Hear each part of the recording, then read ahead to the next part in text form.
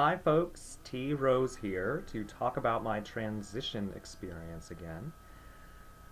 It is February 27th, so it is about 3 months since I began hormone replacement therapy, and this is the fourth in a series of videos that I've been making about my experience. If anyone's new to this series of videos, welcome. Um, but a quick disclaimer, especially if you know me in real life, I am making this for myself as a way of sort of recording my experience transitioning, and also because I have found it helpful hearing other people's stories when I was sort of trying to figure out what was going on in my own life. So I may share personal intimate details, and if you don't want to find out more about me than you may be comfortable with, reconsider continuing. If you're staying, welcome. We'd love to have you. I just don't want that to be a surprise. um, so I'm going to try and do this in three parts. We'll do the first part as prescriptions, or the medical part of my transition.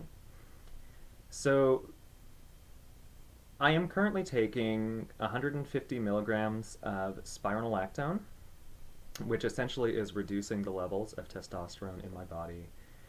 And for a while now, I've been at that level for a while, I'm not sure exactly how long.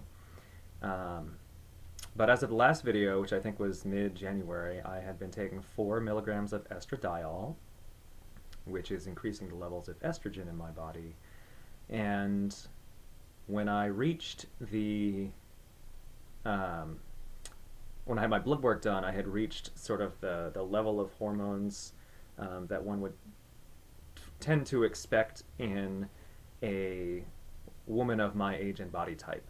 And so at that point, my doctor was like, you can increase your dosage of estradiol if you'd like to. And I chose to hold off on that because I was feeling really like amazing and euphoric after the first few weeks of January. And so wanted to sort of keep just sort of being in that really comfortable and good space and see how it felt. But I have decided to increase to 6 milligrams a day.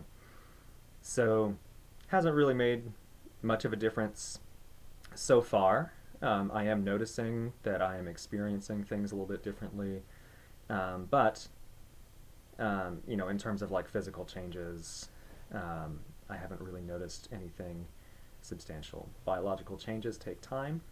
I know that. So it's just going to be a process of continuing on hormones and seeing where it goes. um, I think I mentioned in one of the other videos I did that I was starting to experience some like sensitivity in my breasts. And that has continued. That it seems like the area that is sensitive has expanded, but I mean it's not, to me, any noticeable kind of different experience. Although I will mention that people who I see on a regular basis, people who are not me, who don't see me every day, but who I'm sort of checking in with every week or so, have remarked that like every time they see me, they notice that my appearance is slightly different, that I seem softer somehow, and so something's going on. I think it's just a gradual enough change and small enough change over time that I'm not noticing it in my day-to-day experience. So,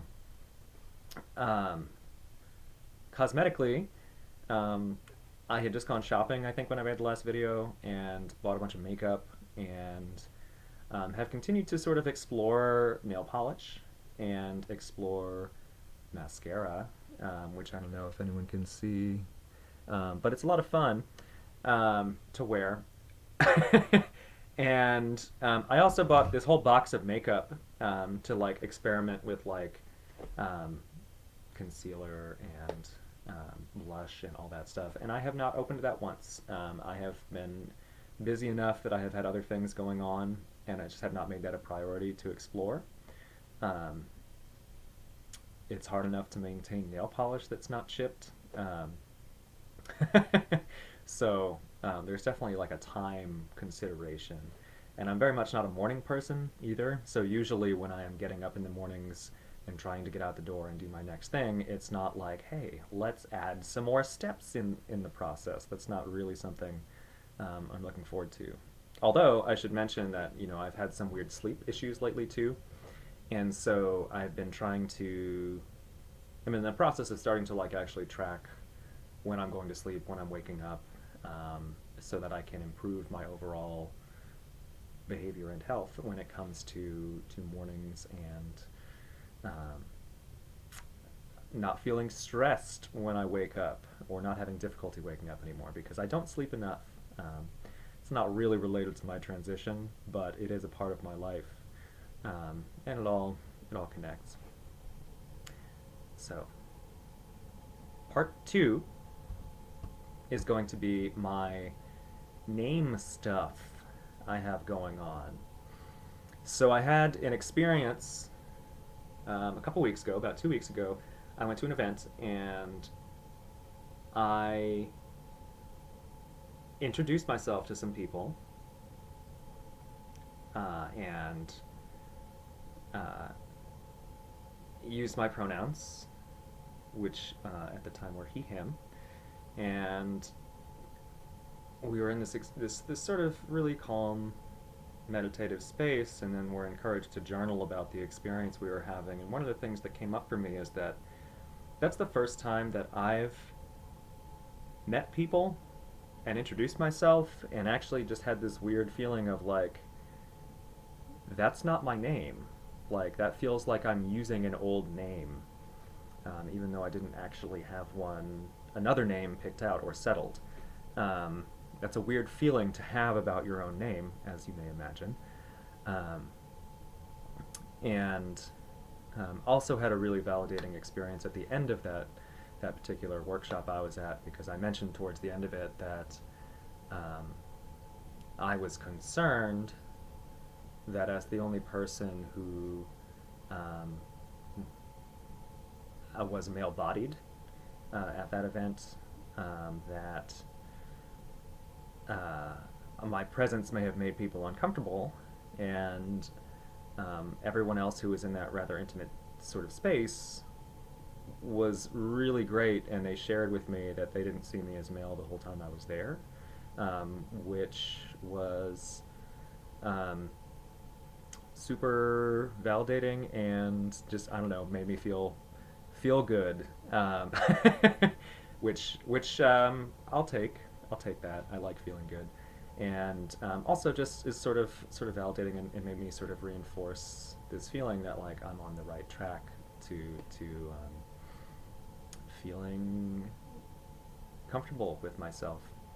And um, I told my roommate Rob about that experience, and he mentioned that it had been for the past 3 weeks. He said that he had actually been having trouble thinking of me with he/him pronouns. So he was like, "I'll respect whatever you want, but just one." That's been my experience. So um, I don't know, something energetically, something about my demeanor or vibe or energy levels has shifted to the point where like people are noticing and commenting on that, and I think that's great. But name stuff. So I have not really figured out my name situation fully.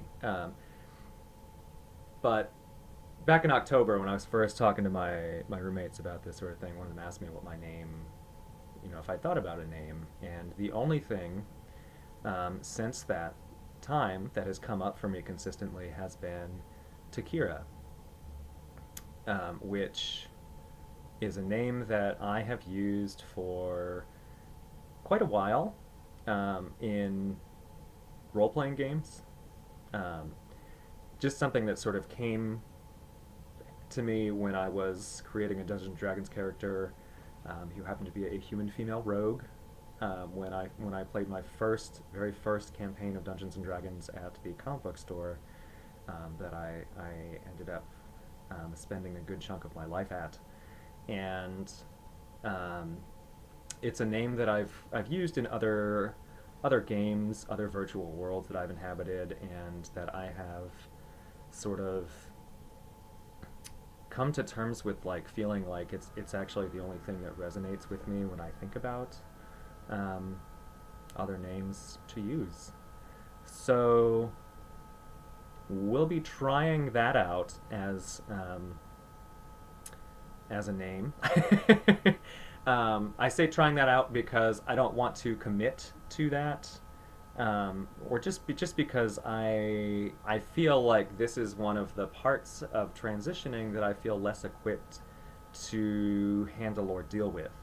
Is how do I sort of assert a new identity? How do I feel comfortable in that? And I think I've mentioned several times being commitment averse. That is a pretty core character trait of mine, and it feels like a big step. So I'm speaking that into the world and saying that my name is Takira, and if you know me in real life, you may notice that I am not bringing that with me into every space that I go into, um, because there are some areas that I want to be more certain about, um, or more committed to that particular aspect of my transition before I bring it with me um, into that space. So um, I'm going to start using it more in my everyday life. If you know me and you refer to me by Takira, that would be helpful and give me a chance to see how it feels socially and in different situations. Um, I'll add that Takira has the benefit for me of being something that I've thought about for so long and that I've used for so long, that I also have um, probably already gone through all the anxiety or anticipated like the weird issues that might come up around that particular name. Um, uh, like, really easy jokes like Takira Rose, sounding awfully familiar to people because of Tequila Rose, the drink, or other things. And like I've thought of all of these things, um, and I don't care. So I'm just gonna roll with it, and we'll use that name, and we'll see where it goes. This feels repetitive, but stream of consciousness vlogging. um, the process of thinking about a name, it's just sort of something I've had on the back burner for a while. I've been thinking about it, just sitting with it and seeing what came up, and that was the thing. But I also invited my mother into the process of exploring names, because I happen to be really fortunate to have an extremely supportive mother and family, and she's pretty great, and I feel comfortable talking with her about um, my life and different parts of it. And um, I thought she gave me my first name. Why don't I invite her into the process of coming up with a second name? And I think what I found through that process is that actually choosing a name for someone who is an adult who has 30 plus years of life experience is different from choosing a name for a child that you have not met yet, who's not born. And a lot of that process, I think, is based in name meanings, people you know. But yeah, it's not really a roadmap for choosing a second name. Another one of those things that's like, we'll just figure it out as we go. So So that's my name situation. I'm Takira, and my pronouns are she, her. I, yes. um, my name is Takira, and my pronouns are she, her. And it feels weird to assert that, especially with my voice. And I feel my overall appearance still reading is pretty masculine. Um, that's where I feel comfortable. I'll also say, I had a realization about a week ago when I was trying to make a video like this. Didn't pan out. But that I had a process of like, or this realization that I kept thinking of it as like, I need to choose a name. I need to choose, which of these varieties of pronouns I would like to use. And at a certain point, I realized, like, no, like, you don't need to choose that. It's just what it is. So, there's something really powerful to me about the fact that that's the only name that's come up, that has had any staying power. It just feels like my name, and um, and she, her feel like my pronouns. I've had a lot of thought about they, them as pronouns. That is something that I have never quite felt comfortable with, um, applying it to myself. Um, Not sure how much of that is based in people I know being like, what's up with they, them? Like, what's up with that? I'm not sure I could use they, them because I was an English major, and that's just not proper. And I was like, whoa, we got a whole lot of resources we can share with you. Um, but, um, yeah, um, I have also had some anxiety. I may have talked about this last time, but I've had some anxiety about like the fact that I really don't believe that gender is binary, um, but that I have been surprised by how much I have felt comfortable stepping into like traditionally feminine things.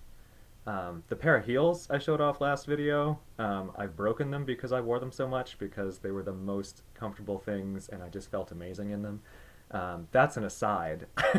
But, um, and when I say I broke them, I mean that I wore them so much that the coating on the bottom of one of the heels um, wore out. So I can actually wear them, but now I have one very quiet foot and one very loud foot. And so it's very uneven when I walk.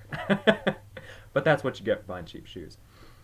Um, but there was a point I was trying to make, and I can't remember what it was. One moment. Oh yeah, it was binary genders. That's where I was before I went on my tangent. Um,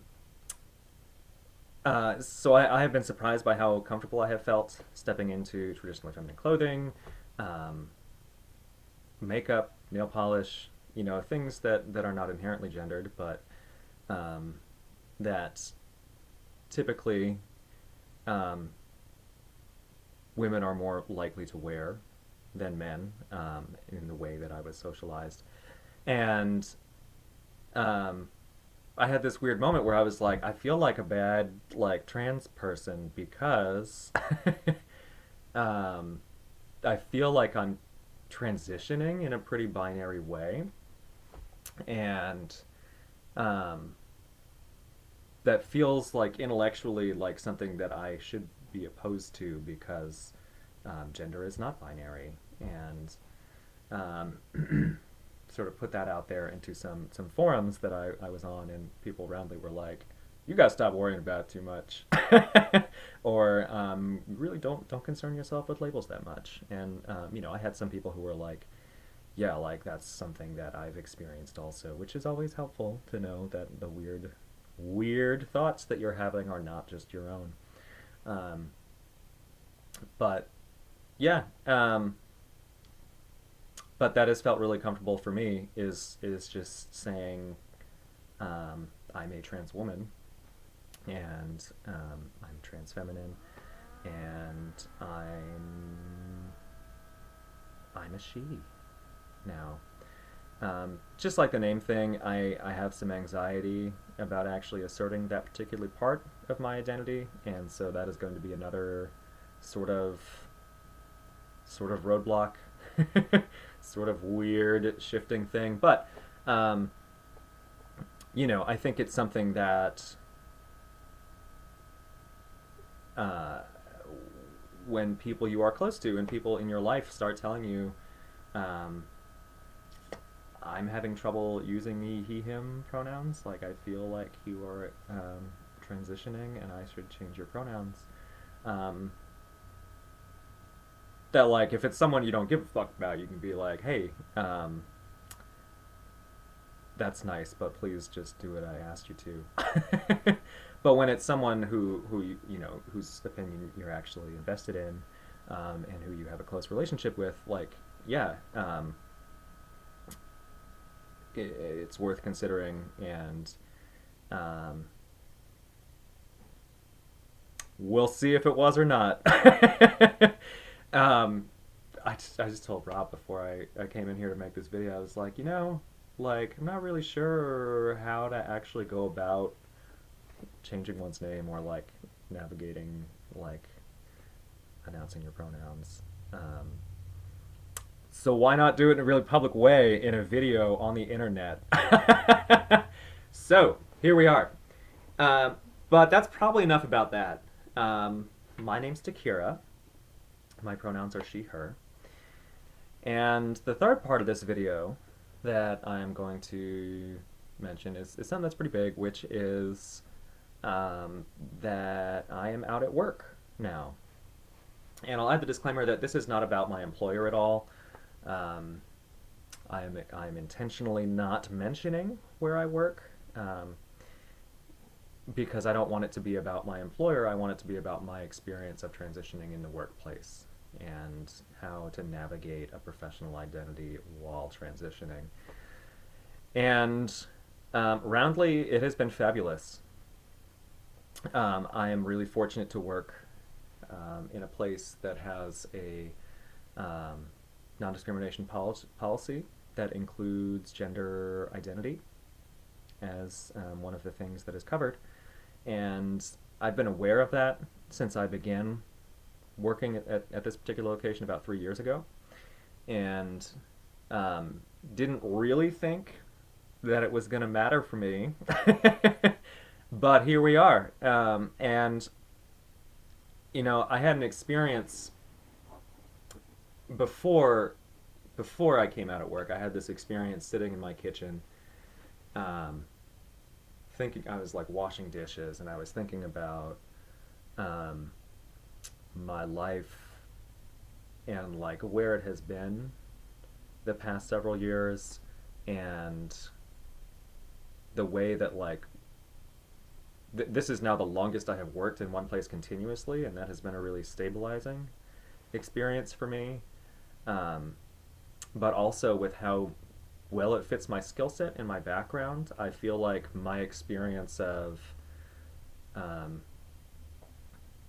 working has given me the stability that I've needed to actually sit down and explore my identity and to figure out what is going on in my personal life.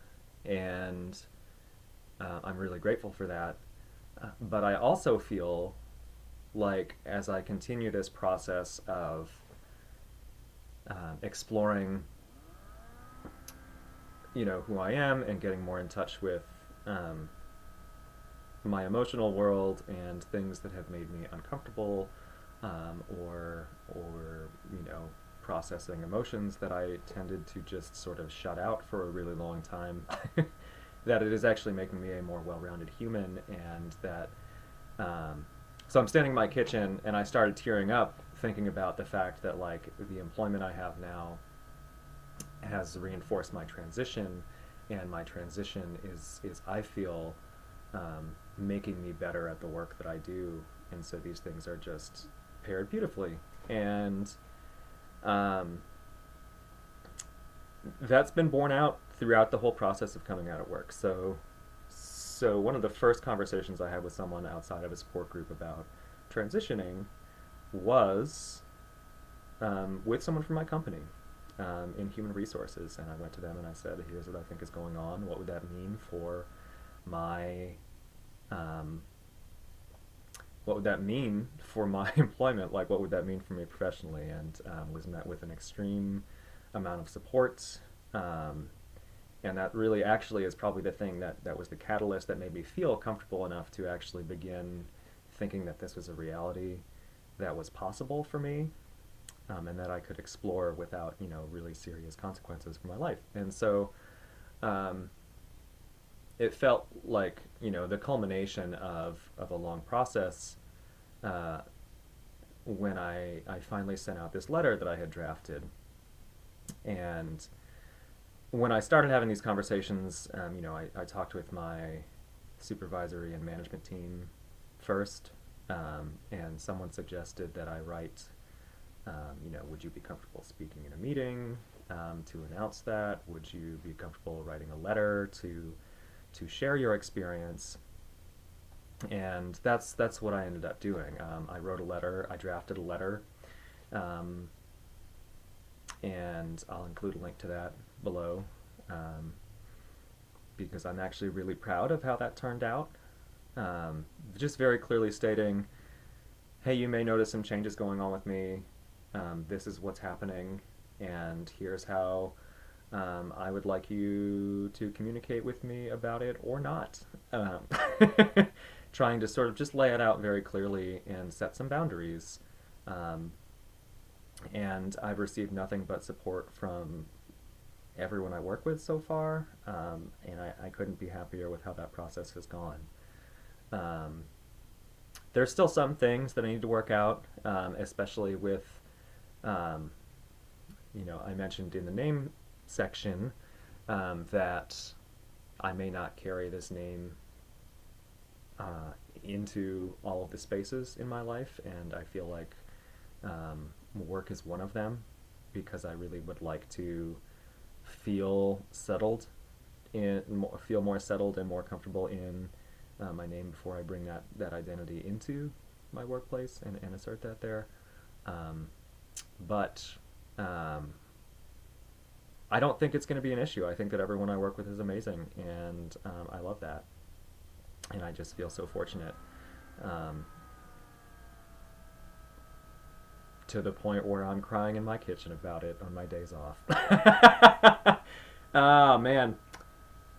So, I've had a couple moments like that lately where I've just been like really emotional about something that I wouldn't normally have been like, wow. That would have just been an experience that I had, but like actually feeling it differently. And I wasn't expecting it to be about that. So, um, but thank you to everyone who has been a part of the discussions I've been having before I actually came out at work. I know I use some people as a sounding board, um, various groups that I'm part of, professional associations, and got some really great feedback. Also got linked to a resource that I'll also share in the video description. A link to, which was had a long title, but essentially was something like um, a guide to transitioning and gender inclusion in the museum field. Um, and it was a really well written resource, and I really feel like it has relevance and applications to folks who are not working in the museum world as well. So,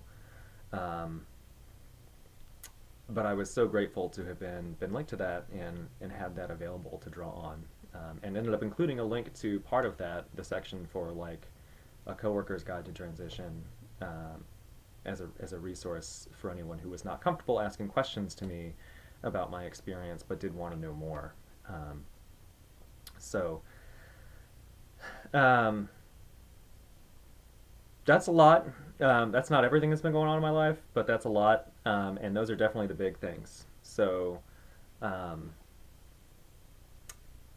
I don't know why I've been having so much trouble making these. I keep feeling like a drive towards perfection and like, oh, I need to make this video better than the last one, or oh man, I've got to like this is a really important moment in my life. I need to make it so like um, dramatic or whatever. But that's um, that's my story right now, and thanks for listening. As always, I love you all and encourage anyone who would like to reach out um, with questions.